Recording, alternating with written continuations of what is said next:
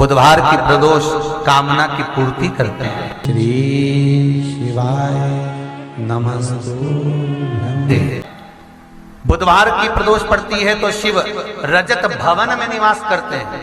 ओम शब्द लिखकर, अक्षर लिखकर उस पर एक बेलपत्र समर्पित कर कर शिव जी से अपनी कामना कर कर जो प्रदोष के दिन, प्रदोष काल के अंतर्गत बेलपत्री के वृक्ष की पूजन कर कर ये नाद कर कर, ओम अक्षर का नाद कर कर स्मरण कर कर आता है। ज्यादा से ज्यादा कहेंगे तो 4 दिन 5 दिन में या 6 दिन में मेरा देव अधिदेव महादेव जो समस्या और टेंशन जिंदगी में चल रहा होता है उससे थोड़ा बहुत तो निजात मेरा देव अधिदेव महादेव उसी समय करना प्रारंभ करते हैं। लक्ष्मी के लिए कोई उपाय करें तो कौन सी प्रदोष पर करें? तो अच्छे से सुन लेना भाइयों। शुक्ल पक्ष में जो प्रदोष पड़ती है वो लक्ष्मी की वृद्धि के लिए होती है। कृष्ण पक्ष में जो प्रदोष पड़ती है वो रोग और बीमारी को मिटाने की होती है। तो जितने उपाय आपको प्रदोष के बताए जाते हैं उस हिसाब से आप करो कि शुक्ल पक्ष की प्रदोष है तो लक्ष्मी का कोई उपाय करना है तो हमें शुक्ल पक्ष की प्रदोष पे करना है। अगर हमें बीमारी से निपटने का कोई इलाज करना है या कोई उपाय करना है तो उसको कृष्ण पक्ष की प्रदोष पर करना है। अब शुक्ल पक्ष की प्रदोष, उसकी प्रदोष का दिन था, बैठा हुआ था। मान लो अगर कहीं आप कोई नौकरी के लिए अप्लाई कर रहे हो, अपने द्वार पर भी कितना सुंदर लिखा है भविष्य पुराण के अंतर्गत और विष्णु पुराण में भृगु बाबा का चरण का चिन्ह भगवान विष्णु की छाती पर रहा। भगवान विष्णु की छाती पर भृगु बाबा के चरण का चिन्ह रहा, चरण का चिन्ह। अब भविष्य पुराण में लिखा है कि अगर हम मंदिर के द्वार पर घर के चौखट के एकदम सामने चप्पल उतार देते हैं 7 बार दिन भर में से, कितनी बार? 7 बार विष्णु पुराण कहती है ऐसा कोई दिन नहीं होता जिस दिन दरवाजे पर 7 बार लक्ष्मी आकर खड़ी नहीं होती हो। पहले कथा कही थी आपको कि प्रत्येक मनुष्य के भाग्य में सुख लिखा है, केवल मंथन करना। भविष्य पुराण कहती है 7 बार लक्ष्मी प्रत्येक मनुष्य के दरवाजे पर जाकर खड़ी होती है, पर द्वार पर चप्पल पड़ी होने के कारणवश वो लौट कर चली जाती है। बहुत ध्यान दीजिएगा महाराज, थोड़ा सा आपको बुरा लगेगा और लग जाए, और शिव पुराण है, जीवन संवार देगी तो अच्छी बात है, जीवन संवार दे तो अच्छी बात है। मंदिर के द्वार पर हम जब चप्पल छोड़ते हैं, जिस मंदिर की चौखट पर चप्पल छोड़ी है, आप जितनी देर आराधना में लगे रहते हैं उतनी देर तक आपकी चप्पल पर जितने लोग लांग कर जाते हैं, जितने लोग लांग कर प्रवेश करते हैं, उसका भी दुख आपके भाग्य में आता चले जाता है। ध्यान दीजिएगा जरा। चप्पल का भविष्य पुराण में पढ़िएगा कभी कि पादुका का महत्व क्या है, पादुका किस ओर उतारना चाहिए, पादुका को कहां रखना चाहिए, किस जगह पर बुआरी झाड़ू को रखना चाहिए, किस जगह पर चलनी को रखना चाहिए। सुई, कंपनियां कई बंद भी हो गई, कई कंपनियों से निकाल भी दिया गया, कहीं पत्नी परेशान हो रही है, कहीं पति परेशान हो रहा है, आप कहीं अप्लाई कर रहे हो तो जैसा माता उमा ने प्रदोष काल में, प्रदोष के समय पर, प्रदोष काल के अंतर्गत बेलपत्री का स्मरण किया है, वो बेलपत्र का स्मरण अगर संसार का मनुष्य कर लेता है तो महाराज ब्रह्मवृत्ता पुराण कहती है कि उस जीव का ऐसा कोई कार्य नहीं जो सफल नहीं होता। महाराज मेरा निवेदन रहेगा, किसी एग्जाम में आप बैठ रहे हो, इंटरव्यू के लिए जा रहे हो, किसी कार्य के लिए जा रहे हो, नौकरी नहीं लग रही, सर्विस नहीं लग रही, तो महाराज तांबे के कलश में 11 बेलपत्र को रखा जाए और तांबे के कलश में 11 बेलपत्र रखकर उसमें 11 सफेद पुष्प को डाला जाए।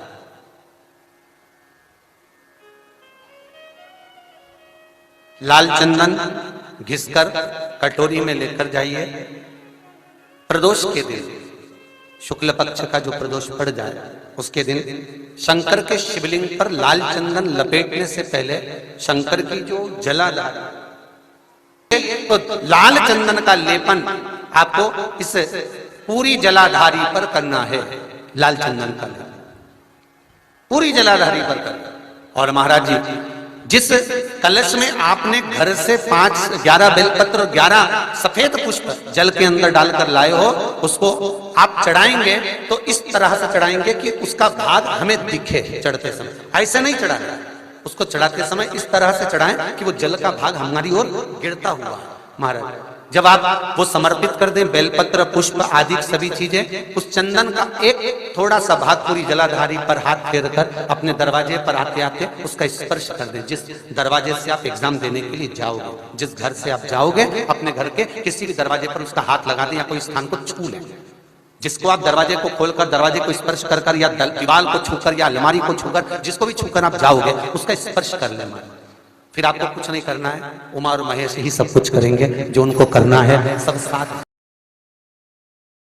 शंकर भगवान ने कहा जब प्रदोष काल हो, शाम का समय हो, उस समय पर बेलपत्री, पीपल और आंवले के नीचे लक्ष्मी तो कुछ देर के लिए विराजमान हो जाना।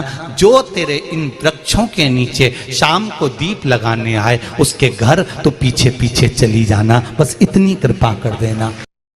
जिस प्रदोष व्रत का हम वर्णन करते हैं, जिस प्रदोष के दिन का आपको बधाई कल हमने दी थी कि प्रदोष की आपको बधाई हो, प्रदोष शाम का जो समय होता है, प्रदोष काल जो होता है, उसका वर्णन जब हम करते हैं, ये प्रदोष की पूजन का विधान किसने बनाया, ये प्रदोष की पूजन का नियम किसने बनाया, ये प्रदोष की संध्या काल का, प्रदोष के समय का पूजन का विधान कौन बनाया, ये प्रदोष के समय पर एक बेलपत्र चढ़ाने का विधान किसने बनाया, प्रदोष के समय पर एक समीपत्र चढ़ने का विधान किसने बनाया, प्रदोष के समय पर अगर मान लो कोई भिखारी से भिखारी व्यक्ति भी है जो ठेला चला रहा है, उसके पास में खाने के लिए कुछ नहीं है, फटे कपड़े पहन रहा है, उसकी जिंदगी में कुछ भी नहीं बचा और कर्जे में लदालूम हो गया, एक चावल का दाना अगर वो प्रदोष के दिन, प्रदोष काल में शाम के समय पर शंकर के शिवलिंग पर चढ़ा देता है तो 3 या 4 प्रदोष में उसका कर्जा चुकना प्रारंभ हो जाता है। प्रदोष का विधान।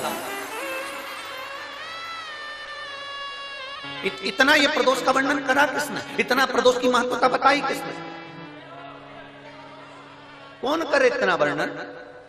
अगर प्रदोष की महत्वता बताने वाला कोई है, इसीलिए मेरे शंकर भगवान माता सती को लेकर कुंभज ऋषि के यहाँ, अगस्त ऋषि के यहाँ कथा सुनने के लिए गए थे, क्योंकि उनके बराबर कोई शंकर के महत्व को बता नहीं सकता और प्रदोष के महत्व को नहीं बता सकता। सती मैया को प्रदोष का महत्व बताने के लिए शंकर सती जी को लेकर कुंभज बाबा के यहाँ गए थे, अगस्त ऋषि के, कि प्रदोष के महत्व को तो जानो सती, तुम प्रदोष के महत्व को तो सती जानो, तुम प्रदोष के महत्व को तो सती पहचानो कि प्रदोष का महत्व क्या होता है, प्रदोष काल का महत्व क्या होता है, प्रदोष के समय का महत्व क्या होता है। जिस समय पर सूरज डूब रहा हो, चंद्र प्रकाशित हो रहा हो, दोनों का मेल हो रहा हो, ना तो पूरा सूरज डूबा है, ना पूरा चंद्र आया है, ना पूरा अंधेरा है, ना पूरा उजाला है, उस समय को प्रदोष काल कहा गया, उस समय को प्रदोष का समय कहा गया। प्रदोष का दिन, प्रदोष काल, शाम का समय, भगवान देवाधिदेव महादेव मां जगतजननी पार्वती जी के साथ में भ्रमण करने के। देखिए,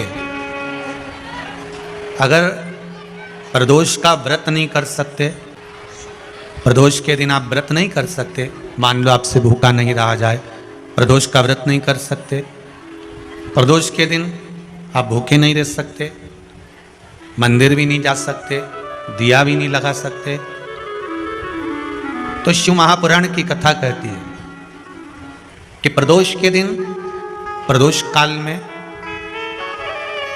अपने ही दरवाजे के पास में देवाधिदेव महादेव का स्मरण कर कर लक्ष्मी की वृद्धि के लिए, कार्य सिद्धि के लिए, संपदा को प्राप्त करने के लिए आप अपने ही दरवाजे के पास में एक दीप लगा सकते हो। कौन से दिन? प्रदोष। तो महाराज प्रदोष के दिन, प्रदोष काल में बेलपत्री के पेड़ के नीचे एक, जो पत्ता आपके पास में हो, पान का मिल जाए तो पान का, पीपल का मिल जाए तो पीपल का, बेलपत्र का मिल जाए तो बेलपत्र का, उस पत्ते पर मात्र थोड़ा सा शहद और 7 दाने चावल के रखकर घी का दिया लगा दो महाराज, और थोड़ा सा जल हाथ की अंजलि में लेकर भगवान देवाधिदेव महादेव का स्मरण कर कर कि इस बेलपत्री के वृक्ष के नीचे माता लक्ष्मी, पार्वती, सरस्वती विराजमान है। इसी बेलपत्री के पेड़ के नीचे मेरे देवाधिदेव महादेव का 12 ज्योतिर्लिंग का स्वरूप प्रकट है, उनका स्मरण कर कर जल चढ़ा दीजिए। और उसका स्मरण कर लो जो चिड़चिड़ प्रवृत्ति करता हो, क्रोध करता हो, जिसको बोलने का भान नहीं होता हो, सम्मान नहीं देता हो, अपशब्द कहते हो, उनका स्मरण कर कर आप छोड़ेंगे, एकदम एक प्रदोष करेंगे, दूसरे प्रदोष तक तो आपको कोई दिक्कत ही नहीं है। 2-3 प्रदोष कर कर देखिए, बाबा कृपा करें। बच्चों को पढ़ने का कह रहे हो, पढ़ने बैठो पढ़ने बैठो पढ़ने बैठो पढ़ने बैठो, तो एक आध प्रयास बच्चों के लिए भी कर लिया करो कि भाई ठीक है, बच्चे लोग विद्या में प्रबल होंगे।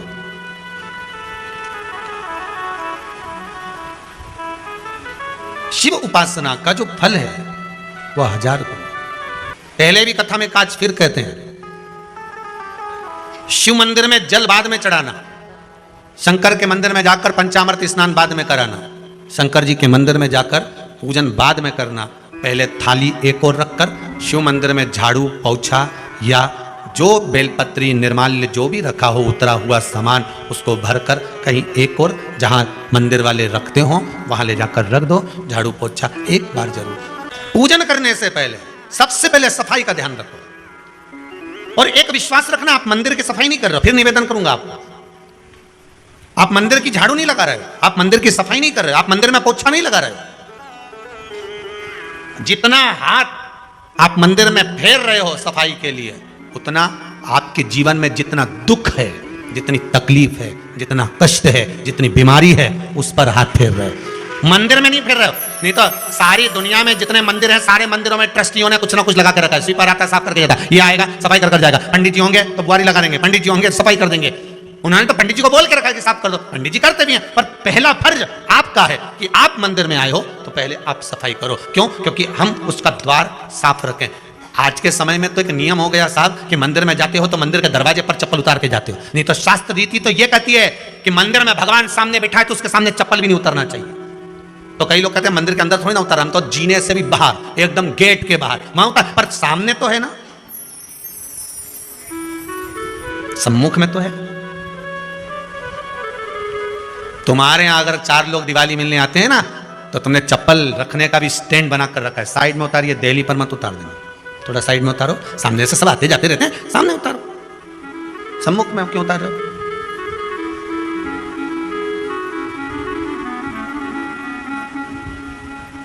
थोड़ा द्वार पे से दूर उतारिए।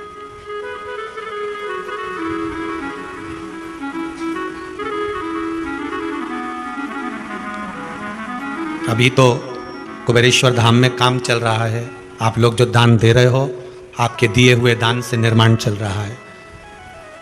अभी तो आप पहनकर जूता चप्पल भी अंदर आ जाते हो, भले दूसरे मंदिरों में चप्पल पहनकर हमने देखा है, आधिकारिक मंदिरों में, ब्रजभूमि पर भी बहुत मंदिरों में लोग अंदर जूता पहनकर चले जाते हैं, पर जब तक बाबा नहीं बैठा तब तक तो आप पहनकर आ रहे हो। जिस दिन बाबा कुबेरेश्वर धाम में आकर बैठ गया, उसके बाद वो दोनों गेट पर चप्पल बाहर ही रहेगी।